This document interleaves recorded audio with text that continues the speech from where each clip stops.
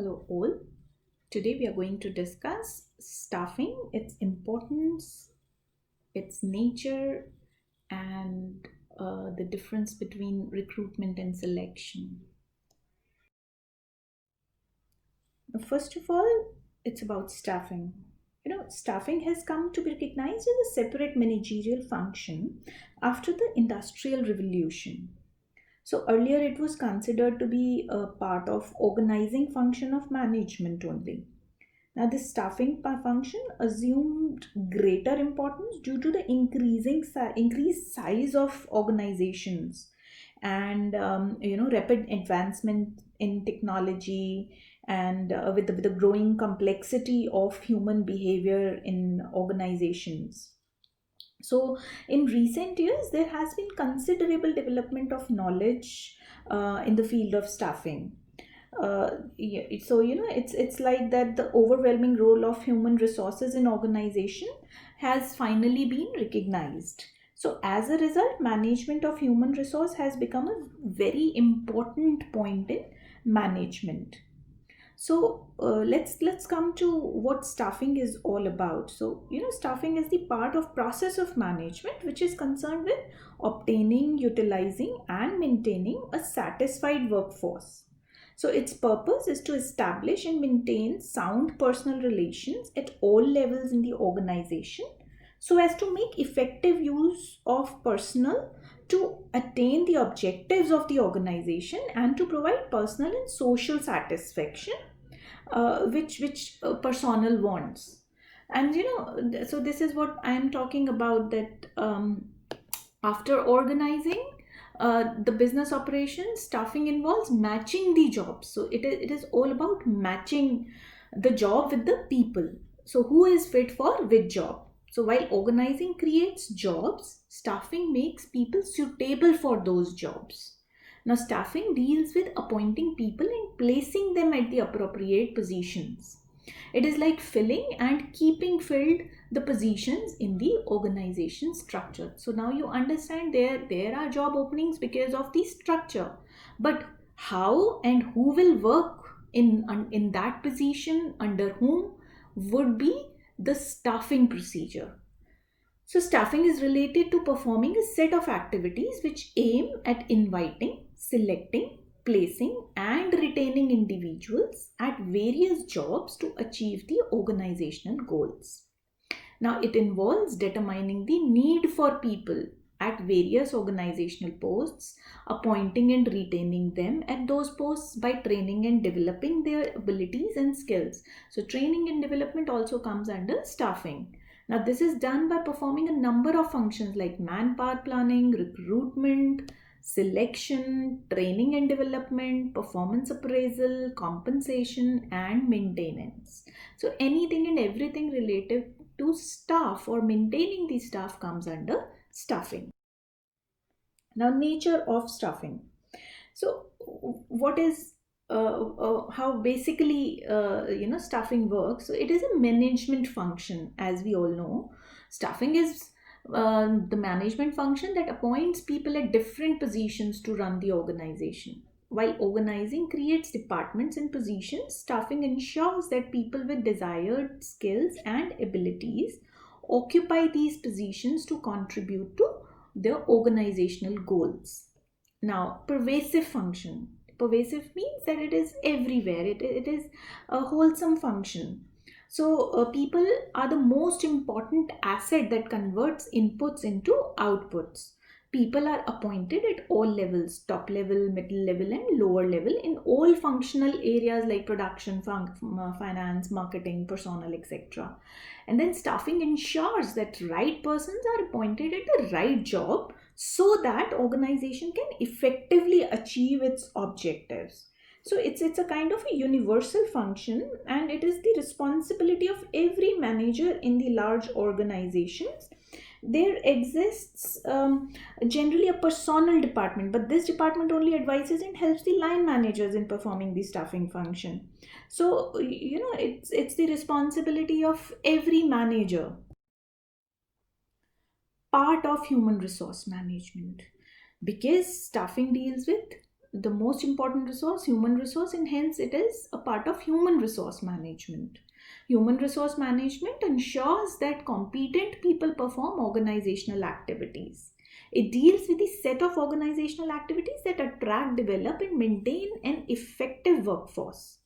The requirements of human resource management are filled through staffing, as staffing appoints people at the desired jobs. Now it deals with the active resources. What are the active resources? The people are the active resources. And what are the inactive resources, which are immovable, like raw materials and all?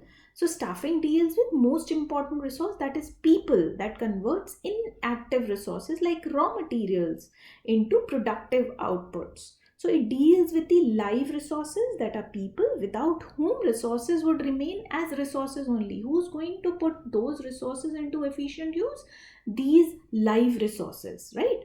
So they will, otherwise the raw material or the inactive resources will remain, inputs only. They will never be converted into outputs. Attached with personnel department. Now, function of staffing, recruitment, selection, training, and appraisal of subordinates of all departments like production or marketing, etc. These are performed by managers at all levels, as all departments need people to function. Now, in performing these functions, managers seek assistance of the personnel department. Personnel department is a service department that assists line managers in performing the staffing function. And of course, it's a continuous function. Why? Because staffing as a continuous managerial function, because people keep leaving and joining the organizations, right? And departments and organizations grow, and therefore need for people keep arising. Hiring, training, and compensating people, that is staffing, therefore continuously performed by the manager, and it becomes a continuous process. Now we come to need for staffing. Now, why do you need staffing? Right? Staffing provides manpower to the organization. In the changing dynamic environment where organizational size is increasing, technology is developing, and human behavior is becoming complex, staffing function has become very, very important. So, need for staffing explains the objectives of staffing as well. So, what are the objectives? To achieve organizational objectives by recognizing its most valuable resource, and that is human resource or workforce. Second is to increase loyalty and commitment of workers towards individual and organizational goals. So, it includes the motivation, creating some motivating factors for people to work and be committed to your organization. Then, to select people with suitable qualifications to fill organizational posts. So there is a job, there is a job profile, and then there is a personal profile. So in case of best staffing, or you have to find out the best fit, which job profile of an individual fits or matches the organizational or positional job profile. Once it matches, then you recruit that person, and then he can perform those duties in the most efficient manner. Then, to increase skills of people on the job by providing training facilities. So not only that, you would just match it, you would also see that whether they need any training according to the job which has to be done. So if they need training, or they have to develop certain skills, then providing those technical skills, or providing that training, it also comes under staffing.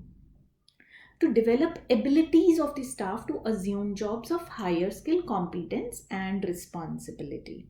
So you have to keep creating or developing their abilities of competence and responsibility. So there are certain technical trainings, then there are certain behavioral trainings, so that they can assume their job better.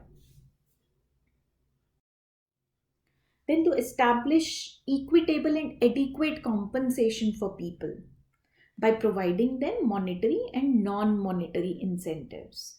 This promotes active contribution to organizational objectives. Now, it is very important that monetary and non-monetary incentives are given so that that thing keep people motivated. Now, to reconcile individual, organizational, and social interests by maintaining efficient system of communication in the organization. So they have to keep reconciling what is the individual interest, what is the organizational interest, what is the social interest, and to keep everything in sync is also a part of staffing. Then, to provide physical working conditions to maintain employees' commitments to jobs, like proper lighting is there, proper ventilation is there, there are recreational facilities. If the employees need a crèche for their kids, then that has to be provided. So all that comes under staffing. Then, to maintain record of achievements so that managers can make policies with respect to transfers, promotions, and demotions. Now, preparing and maintaining the records of people, so it's like an employee record, or the personal book or profile of their staff is also part of staffing. Then, to make optimum use of human resources to achieve organizational objectives. Now, it is also the part of staffing that you see that there is an optimum use of human resource is there in the organization. So there is no duplication of work. There is people are not overburdened. So there has to be an optimum use of human resource, which staffing function has to look after. Then, to make people realize their potential at work and develop them for promotion to higher managerial posts. So it's like to make they have to make people realize that yes, they have the potential, they can do it.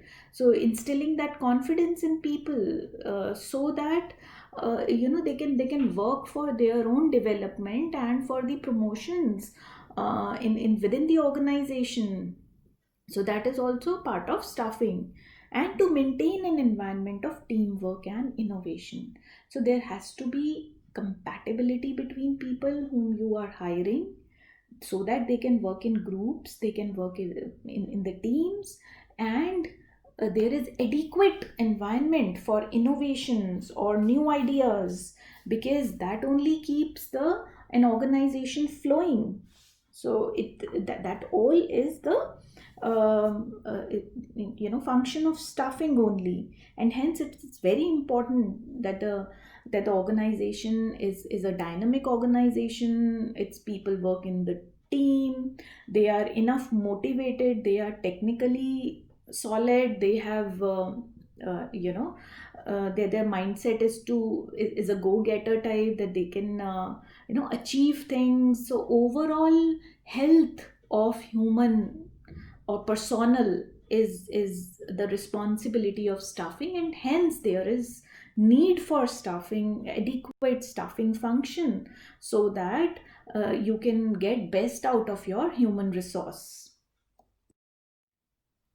Now, importance of staffing.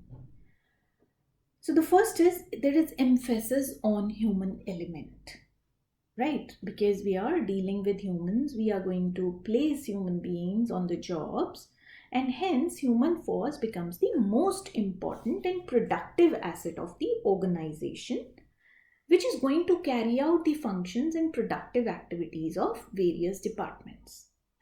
Now, people are the primary source of productivity gains. If you want productivity and financial reward that goes with it, you must treat your workers as your most important asset. So, according to Peters and Waterman, you have to consider your workers as the most important asset. The next is it facilitates leadership.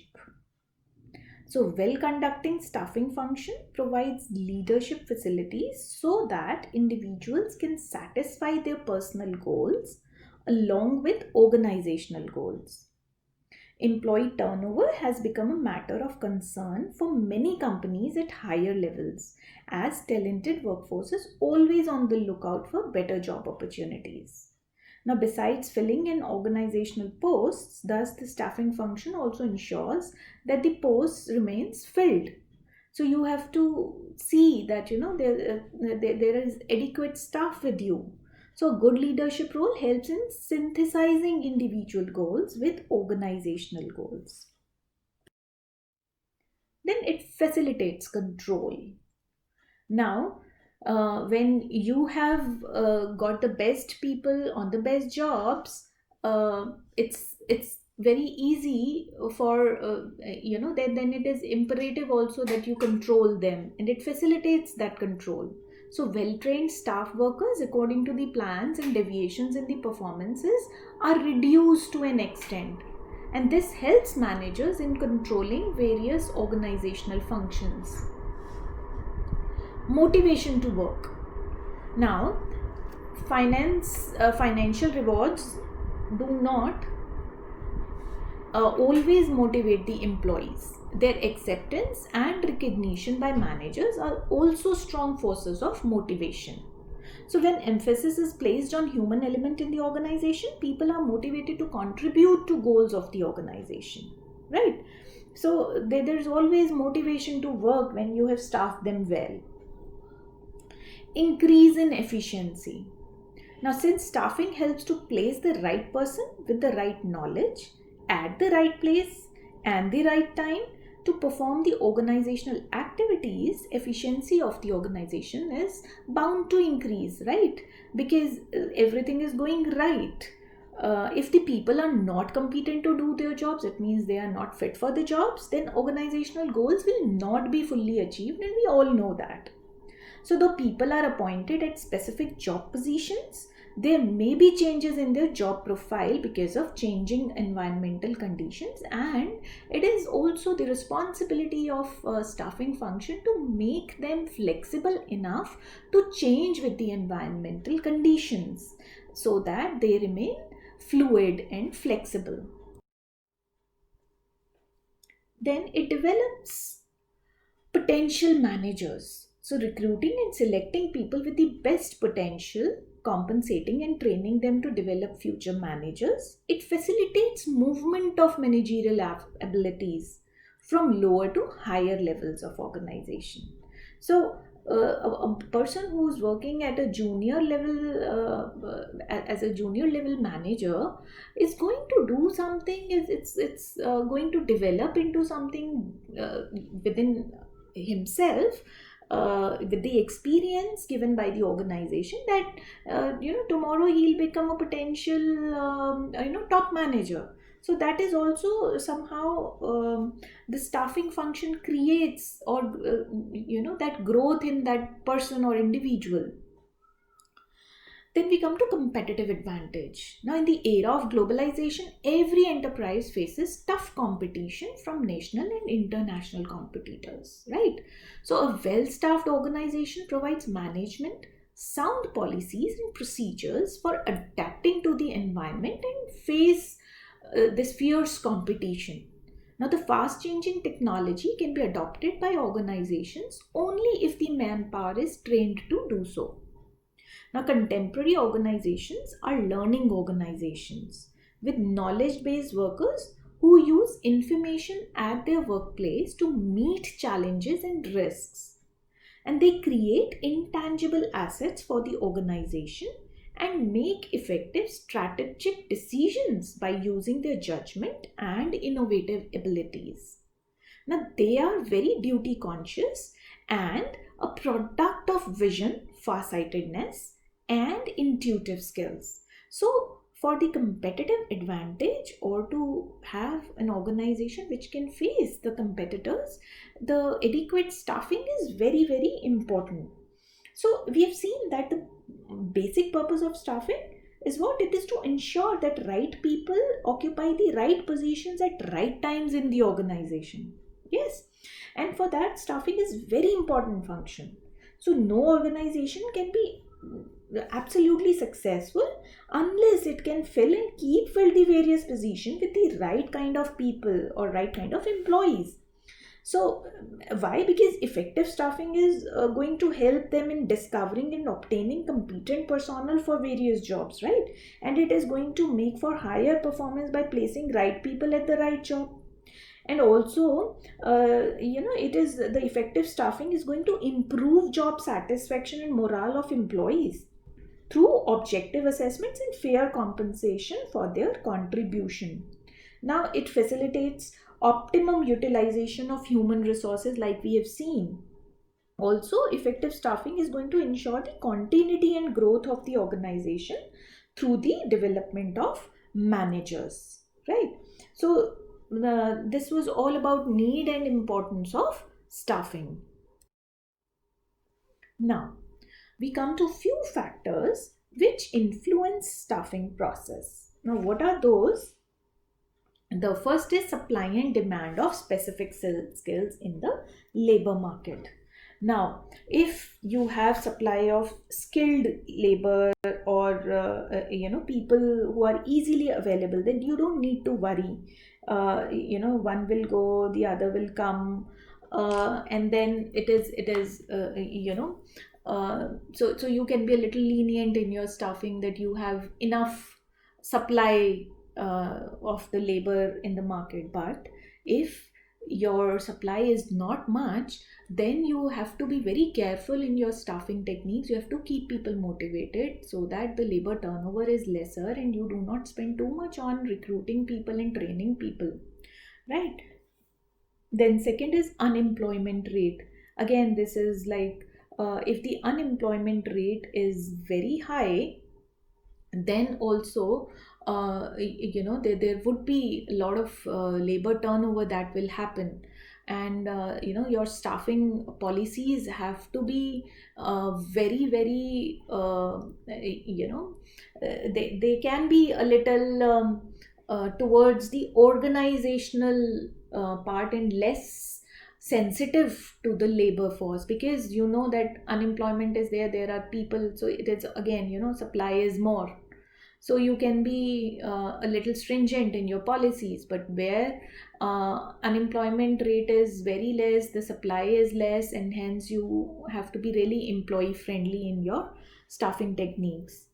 Then labor market conditions. What are the labor market conditions? Whether they are trade unions, whether the forces are really strong. If those forces are strong, external forces of labor market are strong, then your staffing has to be according to that. And you have to take care of those policies or those recommendations they serve you.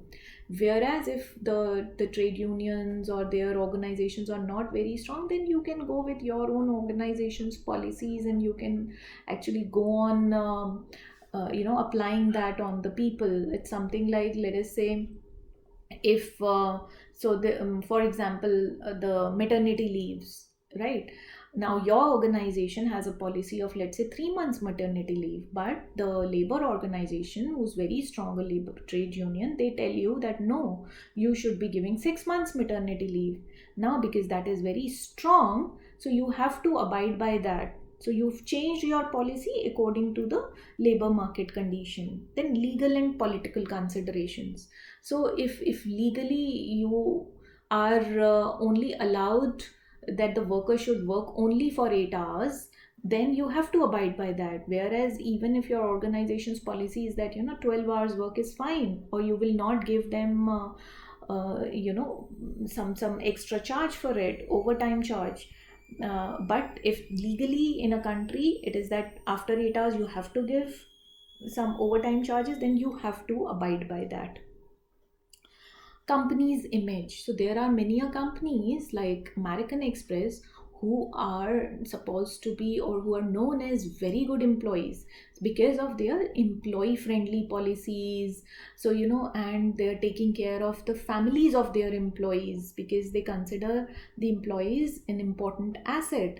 So every month there are family reunions that are happening, people are going together, the company is paying for their expenditures to take the entire family to some other place for picnics, or so the company has made that kind of image that they are very employee friendly and employees family friendly people. So then staffing has to be, they have to consider all those things into account. Then company policies, yes, company policies are important because whatever is the company's policy, you will go by that.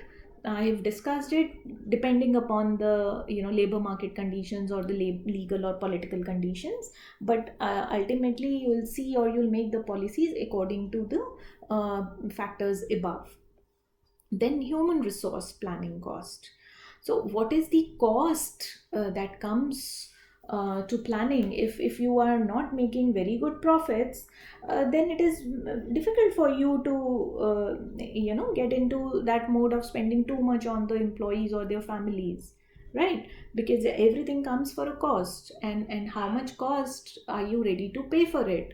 So staffing, you can be really good to your employees but subject to the profits you are earning, right?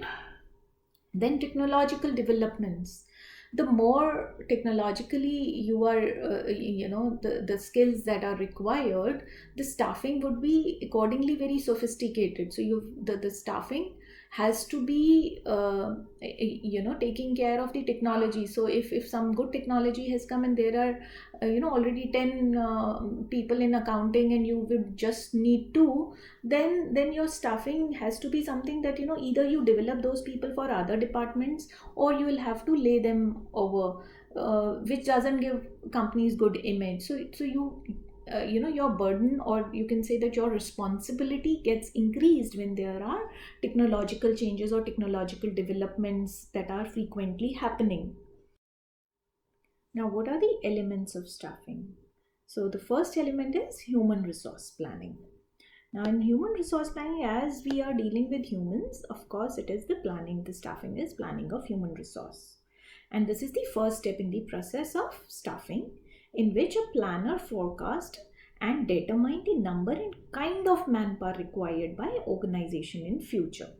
So it has two aspects, short term and long term. So how many people would be required in short term, how many people would be required in long term, because if the company is at the growth trajectory, then they would require increased number of people, right?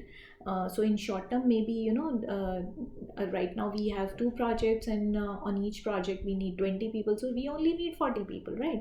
But we are expecting that by next year we will have 10 projects. So of course there would be 200 people required, and hence long term requirement will be much more than the short term requirement. Then in the similar fashion, what is recruitment? Recruitment, it refers to the identification of the source of manpower availability, right? So it is basically the discovery and development of sources of required personnel so that sufficient number of candidates will always be available for employment in the organization. Now, it involves identifying and attracting job candidates who have the required abilities, attitudes, and motivation so as to meet the manpower requirements of the enterprise. Now, the object of recruitment is to attract potential employees with the necessary characteristics and in the proper quantity for the jobs available, right? So, it locates available and willing people to work in the enterprise. It precedes selection, right? So the purpose of recruitment is to seek out or explore or to evaluate or to induce and to obtain commitment from the prospective employees so as to fill up the positions required for the successful operations of the enterprise. Now you can recruit people via two ways: internal sources and external resources, right? So internal sources of recruitment would consist of transfers and promotions of the present employees, right? And then you can fill the jobs within the departments, or you can shift their departments and so on. Whereas external sources, So every enterprise has to tap external sources for various positions, because all the vacancies cannot be filled through internal recruitment, right? So the present employees may be insufficient, or they may not fulfill the specifications of the jobs to be filled, right? External recruitment provides wide choice and brings new blood in the organization. Now, what are the various external sources which you will use? The first is advertising. So through advertising, maybe in print, in media, newspaper, radio, television, or internet, you can advertise, and you can get wide range of candidates, and then you can select from them the best fit for your organization, right? And then there can be employment agencies that can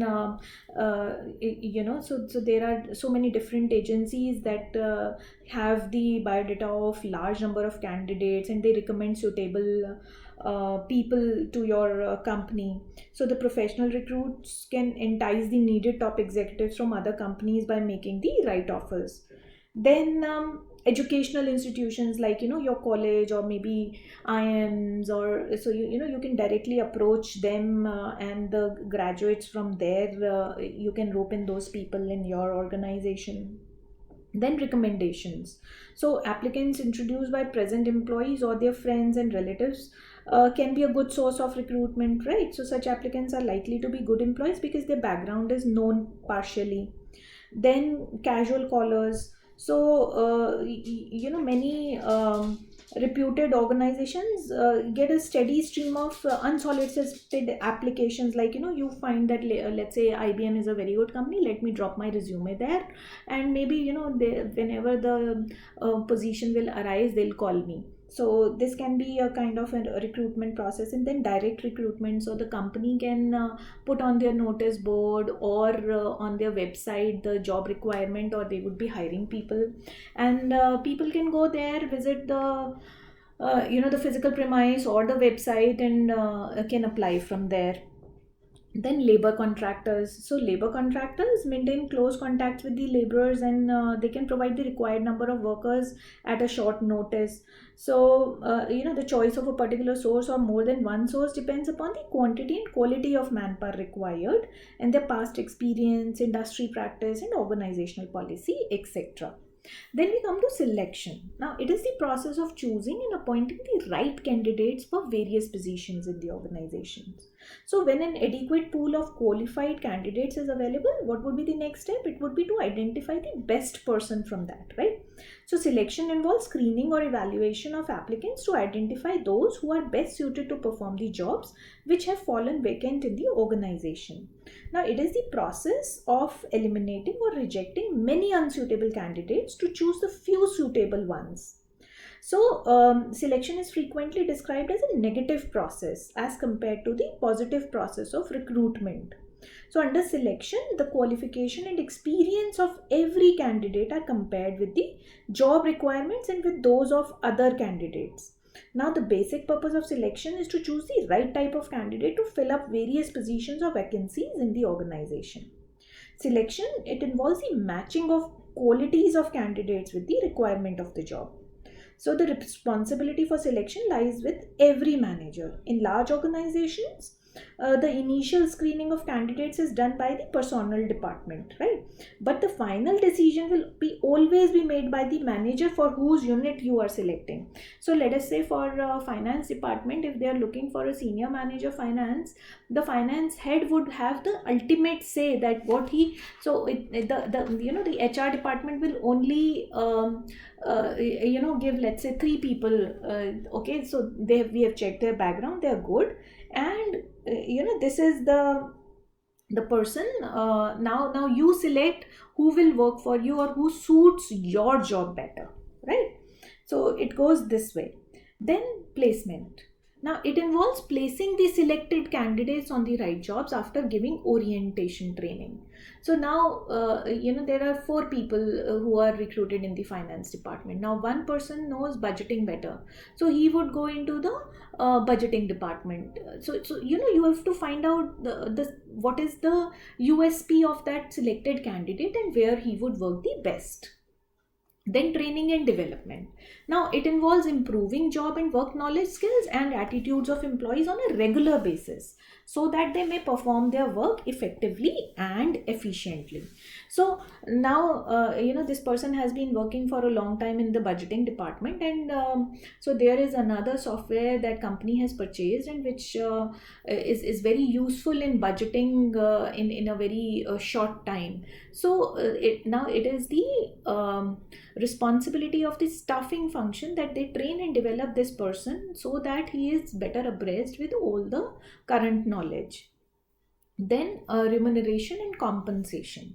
Now it is necessary to pay equitable amount of wages and salaries to the employees, right? So you cannot do that, that two people are doing the same work, but so there is a difference in their payments, because you have to be very fair in your compensation and remuneration. Now in order to achieve these objectives of the organization, the company has to find out, or to keep certain policies and rules in place for remuneration and compensation. So there are policies for. Then performance evaluation. Now it is the appraisal system of various categories of employees in terms of their behavior and work performance at the workplace.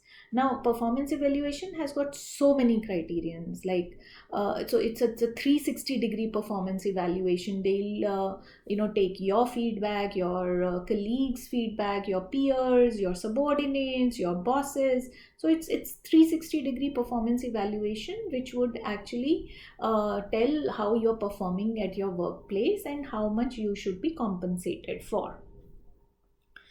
Then transfers. Now it is moving of employees to similar positions in other work units. So it is a parallel shift that it can be a vertical shift if it is a promotion, right, which we would do next. But this is a parallel shift. A transfer is a parallel shift within the organization. Then a vertical shift is promotion. So it is moving of employee from low position to the higher position. Now it is also vertical movement up in the upward direction. Then staffing also has the element of working environment. They are responsible for keeping a good environment or a conducive environment to work. So it is the responsibility of personnel department to provide good working conditions, hygienic conditions to the employees in the organization. So anything related to employee grievances has to be according to the work environment, goes to the staffing people.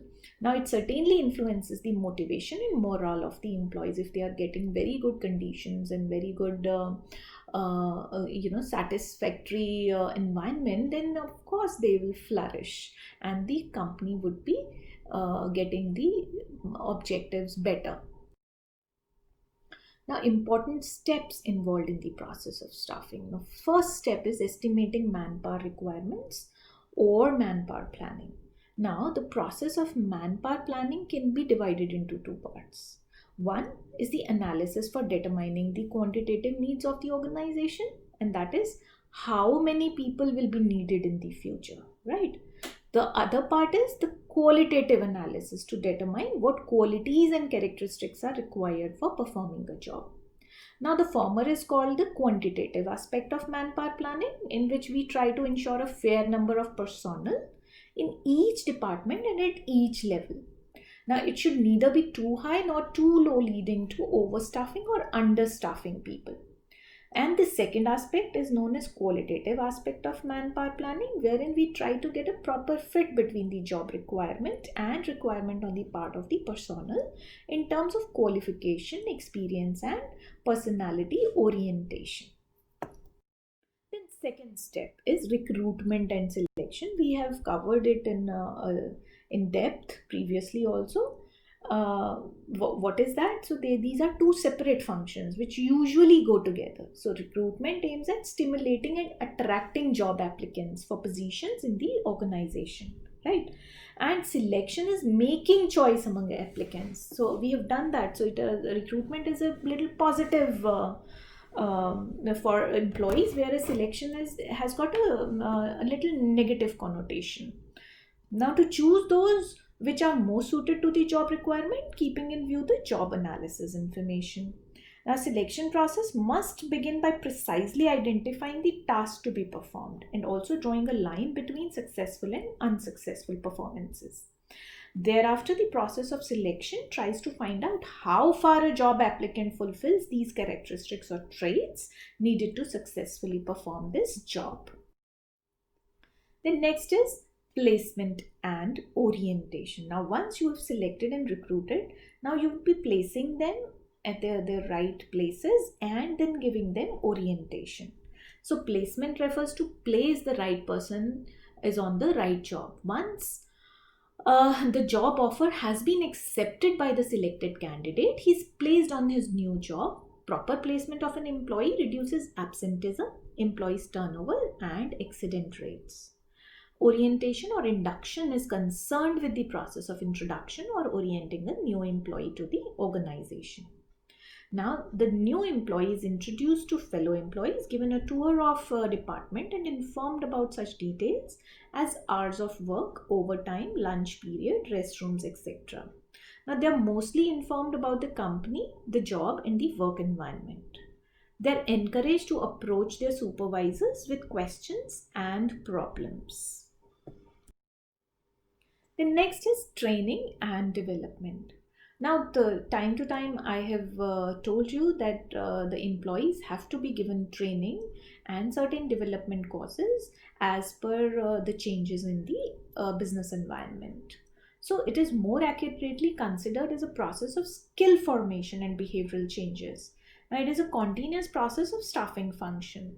So training is more effectively conducted when the actual content of job for which people are being trained and developed is known.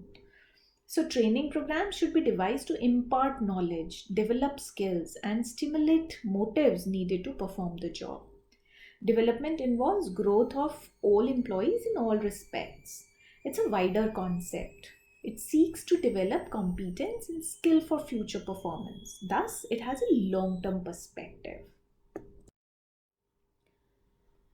Then performance appraisal. Now you would be appraising them on their performance. So evaluating a performance, employees' current and past performance as against certain predetermined standards. So this process includes defining the job, appraising performance, and providing the feedback. Then promotion and career planning. Now managers must encourage employees to grow and realize their potential. Promotions are an integral part of people's career. Everybody look forward to that, right? Rising growth. So they usually mean more pay, responsibility, and job satisfaction. So you must keep your employees motivated, that they look forward to different career paths and promotions. Then compensation. So it refers to all forms of pay or rewards paid to employees by the employer or the firm. Now, it may be in the form of direct financial payments like time based or performance based, which are like salaries, and indirect payments like paid leaves. So you have to see what kind of compensation you are giving, which is best suited for the employee, and it keeps him motivated. Now, the differences between recruitment and selection. So, on the meaning, we can. So, it is an activity of establishing contact between employers and applicants, whereas selection is the process of picking up of more competent and suitable employees, right? Then objective. Recruitment encourages a large number of candidates for a job, right? Whereas selection, it is rejecting unsuitable candidates and selecting few. Then process. Now, it's a simple process. Recruiting is a simple process, but selection is a complicated process. It takes time. So in recruiting, you have just put on the advertisement and people have come in. Now there are n number of applications, and then you have to select from that. Hurdles. The candidates have not to cross over many hurdles, whereas in selection, yes, if let's say 3 people would be chosen from 100, so it's a good failure rate. Then approach. It is a positive approach. Selection is a negative, has got negative connotation to it. Then sequence. So recruitment, it precedes selection, and selection, it follows recruitment. It is this way. Economy, so it is an economical method. Recruitment, because you've just put your advertisement, or you've chosen few applications through direct recruitment or whatever, so it doesn't cost you that much money and time. Whereas selection, it is a thorough process, because now you are finally selecting somebody for the job. So you have to match the job profile with the individual profile, and you have to be really really thorough with it, and hence it becomes expensive in terms of time and money. Time consuming, yes, it requires less time on the part of the recruiters and more times on the part of selectors. So these were all the differences between recruitment and selection. And thank you very much for listening.